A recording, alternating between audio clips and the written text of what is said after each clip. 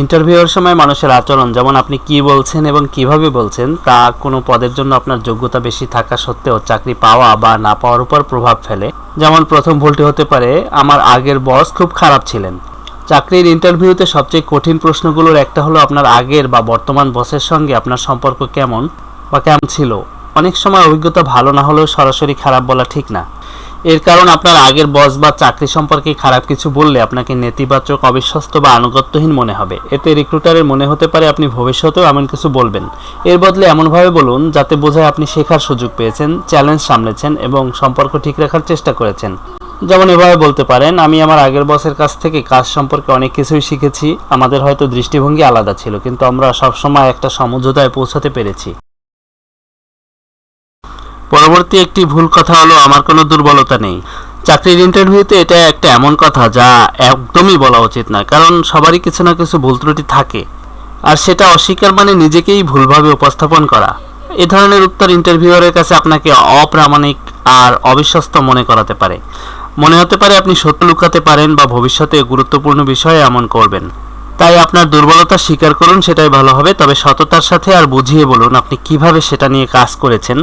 যেমন, আমি জানি কিছু কিছু সময়ে প্রজেক্ট শেষ করতে গিয়ে সাহায্য চাইতে একটু দ্বিধা হয় আমার, তবে এখন বুঝি ঠিক সময়ে হেল্প চাইলেও কাজও সহজ হয়, দেরিও কমে যায়, আর টিমের লোকজনকে কাছে পেতে পারি এবং কাছ থেকে বুঝতেও পারি। এভাবে কৌশলী একটা উত্তর দিবেন। ইন্টারভিউতে আরেকটি ভুল কথা বলা হয় যে আমার এই চাকরিটা দরকার, আর কথার ভঙ্গিটা এমন যেন কারো কাছে অনুনয় করা হচ্ছে, তাই না? ইন্টারভিউয়ারও ঠিক তেমনটাই মনে করবেন। এতে আপনাকে একরকম মরিয়া মনে হবে, আর সেটা বরং ক্ষতি করবে আপনার। এমন ভাব দেখালে মনে হতে পারে আপনি শুধু একটা চাকরি চান, এই কোম্পানিতে কাজ করার তেমন ইচ্ছা নাই। নিয়োগকর্তারা এমনও ভাবতে পারেন যে পরে অন্য অফার পেলে আপনি এখানে আর থাকবেন না। আরেকটা সমস্যা হলো, আপনি যদি নিজেই বোঝান যে কোনো কিছুতেই রাজি, তাহলে আপনাকে কম সুযোগ সুবিধা দিয়ে কাজ করিয়ে নেওয়ার চেষ্টা করতেও তারা পিছপা হবে না। তাই এর বদলে আপনি বলুন আপনি কি পারেন আর কিভাবে এই কাজটা আপনাকে মানায়। যেমন, গ্রাহক পরিষেবা ক্ষেত্রে আমার 7 বছরের অভিজ্ঞতা আছে। আমি নিজেকে একজন বিশ্লেষণাত্মক, উদ্যোগী আর সহানুভূতিশীল ব্যক্তি ভাবি, যে মন দিয়ে অন্যের কথা শুনতে পারে। এই স্কিলগুলি রোজই কাজে লাগে যখন মানুষের সঙ্গে ডিল করতে হয়। আরেকটা ভুল কথা হলো, আমি পারফেকশনিস্ট বা আমি ভীষণ নিখুঁতভাবে কাজ করি। পারফেকশনিস্ট বা ভীষণ নিখুঁত শব্দটি এমন একটি শব্দ যা সন্দেহের উদ্রেক করে আরও বেশি, এবং এটি একটি বহুল ব্যবহৃত মিথ্যার মতো শোনায়। যিনি ইন্টারভিউ নিচ্ছেন তিনি ভাবতে পারেন আপনি আসল দুর্বলতাটা ঢাকার চেষ্টা করছেন। অনেকেই যখন তাদের দুর্বলতা সম্পর্কে জিজ্ঞাসা করা হয় তখন এই উত্তর দেয়। এর কাছাকাছি কিন্তু আরেকটা স্মার্ট উত্তর হতে পারে এরকম যে, আমি খুব ডিটেল কাজ করি, খুঁটিনাটি সব বিষয়ে খেয়াল রাখি, মাঝে মাঝে এই কারণে কাজ শেষ করতে একটু বেশি সময় লেগে যায়, তবে আমি চেষ্টা করছি যাতে কোয়ালিটি ঠিক রেখে কাজটা সময় মতোই শেষ করা যায়। একটা ব্যালেন্স আনার চেষ্টা করছি।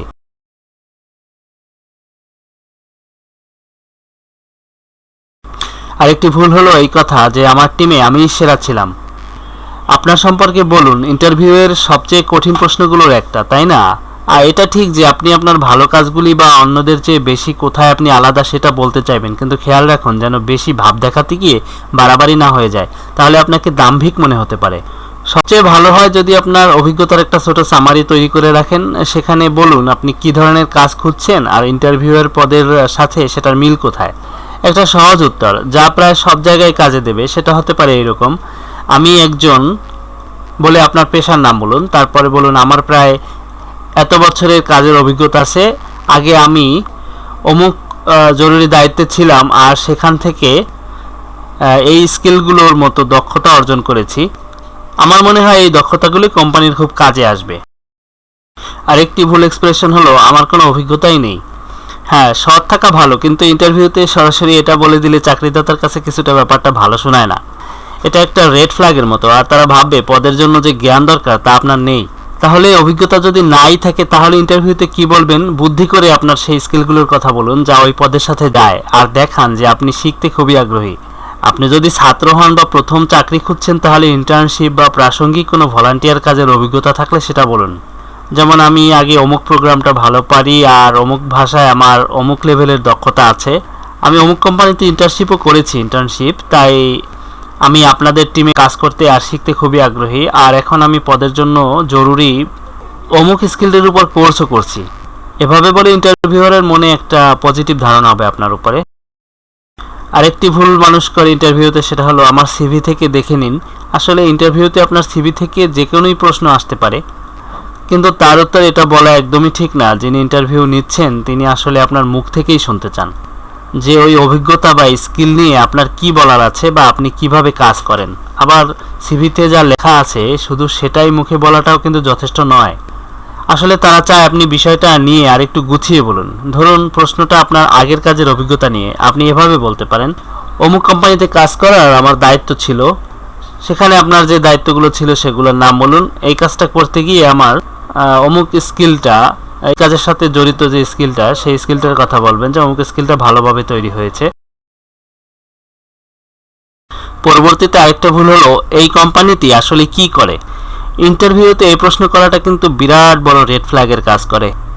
এটা শুনেই বোঝা যায় আপনি কোম্পানির ব্যাপারে কিছুই জানেন না, আর ইন্টারভিউয়ার ভাববেন যে এই চাকরিটা আপনার তেমন আগ্রহই নেই।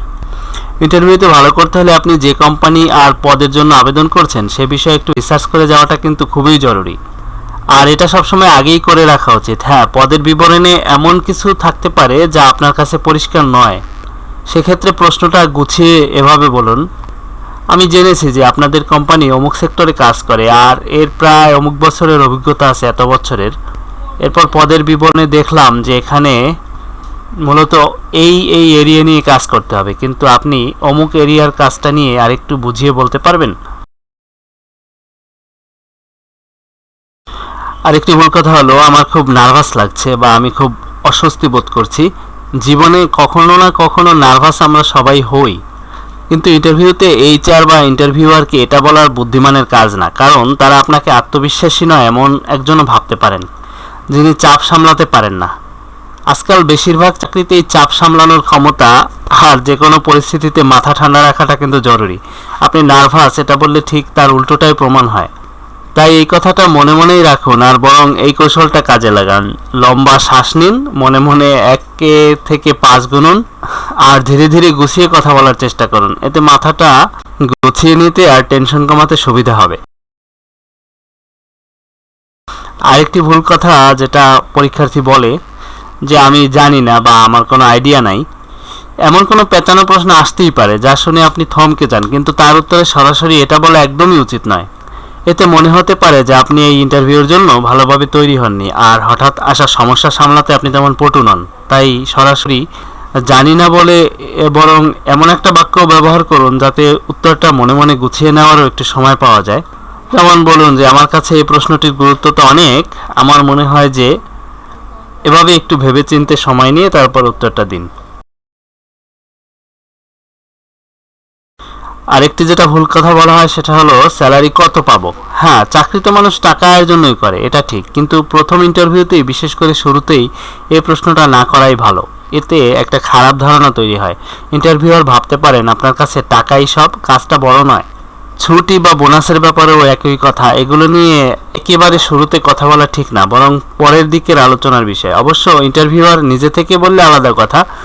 যদি তারা নিজে থেকে না বলেন তাহলে ইন্টারভিউয়ের একদম শেষে যখন কাজটা নিয়ে সব পরিষ্কার হয়ে গেছে তখন সরাসরি বেতন না জিজ্ঞেস করে বরং এভাবে সুবিধাগুলো জানতে চাইতে পারেন। যেমন, কাজটা নিয়ে আমাদের যা কথা হলো সব মিলিয়ে আমার খুব ভালো লেগেছে। এবার যদি আমি কোম্পানির বেতন কাঠামো আর অন্যান্য সুযোগ সুবিধা নিয়ে আরেকটু ভাবতে পারতাম বা আরেকটু জানতে পারতাম তাহলে ভালো হতো। আরেকটি ভুল কথা হলো আমার কোনো প্রশ্ন নেই। ইন্টারভিউয়ের শেষে ইন্টারভিউয়াররা প্রায় জিজ্ঞেস করেন আপনার কি কিছু জানার আছে। আপনি হয়তো অবাক হবেন, কিন্তু এক্ষেত্রে না বলাটাই অনেক সময় হ্যাঁ বলার চেয়েও খারাপ হতে পারে, কারণ এতে মনে হয় যে কোম্পানি বা কাজের পরিবেশ নিয়ে আপনার কোনো আগ্রহ বা কৌতূহলই নেই। কাজটার প্রতি আপনার যে আসল আগ্রহ আছে তা দেখানোর সবচেয়ে ভালো উপায় হলো পদটা বা কোম্পানির কাজকর্ম নিয়ে একটি দুটি প্রশ্ন করা। যদি তখন চট করে মাথায় কিছু না আসে তাহলে এই ধরনের প্রশ্ন করতে পারেন যে এখানে সাধারণত কাজের দিনটা কেমন কাটে, বা কোম্পানি কি কর্মীদের স্কিল বাড়ানোর জন্য কোনো সুযোগ দেয়, এই পদের জন্য কি কোনো সফটওয়্যার আছে বা সেই সফটওয়্যারগুলো কোন কোন সফটওয়্যারগুলো বেশি ব্যবহার করা হয়, ইত্যাদি ইত্যাদি। সর্বশেষ মারাত্মক ভুলটি হলো আমার ইন্টারভিউ কেমন হলো এই প্রশ্ন করা। চাকরির ইন্টারভিউতে কি বলা একদমই উচিত নয়। এটা তার একটা ক্লাসিক উদাহরণ। দেখুন, যেমন কিছু প্রশ্ন ইন্টারভিউয়ারের আপনাকে করা উচিত নয়, তেমনি কিছু প্রশ্ন ভদ্রতার খাতিরে আপনারও করা উচিত নয়।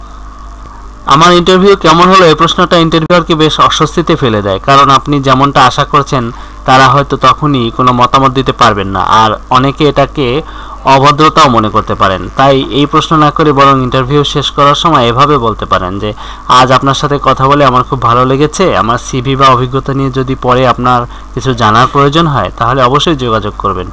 যে কোনো বিষয় পরিষ্কার করতে পারলে আমার আরও ভালো লাগবে। এবার আসুন দুটি বোনাস টিপস নিয়ে। এই ভুলগুলো এড়িয়ে চলতে হবে যে আগে যে বাক্যগুলির কথা বললাম সেগুলো ছাড়াও আরও কিছু আচরণ বা কথা বলার ধরন আছে যা ইন্টারভিউতে এড়িয়ে চলা উচিত যদি আপনি ভালো ইমপ্রেশন তৈরি করতে চান। যেমন কথা বলার সময় বেশি বেশি ইয়ে, মানে এই ধরনের শব্দগুলো ব্যবহার করা যাবে না। এগুলো শুনলে মনে হয় আপনি নার্ভাস বা আপনার আত্মবিশ্বাস কম। তার বদলে একটু ধীরে কিন্তু সাবলীলভাবে কথা বলুন, এতে আপনাকে বেশি আত্মবিশ্বাসী মনে হবে। আর একটা কথা, ইন্টারভিউয়ারের সাথে বেশি ফ্রি হয়ে যাওয়া বা অতিরিক্ত ইনফর্মাল আচরণ করাটাও কিন্তু ঠিক না, কারণ অনেক সময় এটা অসম্মানজনক মনে হতে পারে। অবশ্য যদি ইন্টারভিউয়ার নিজে থেকেই খুব সহজ বা ইনফর্মালভাবে কথা শুরু করেন তাহলে অন্য ব্যাপার।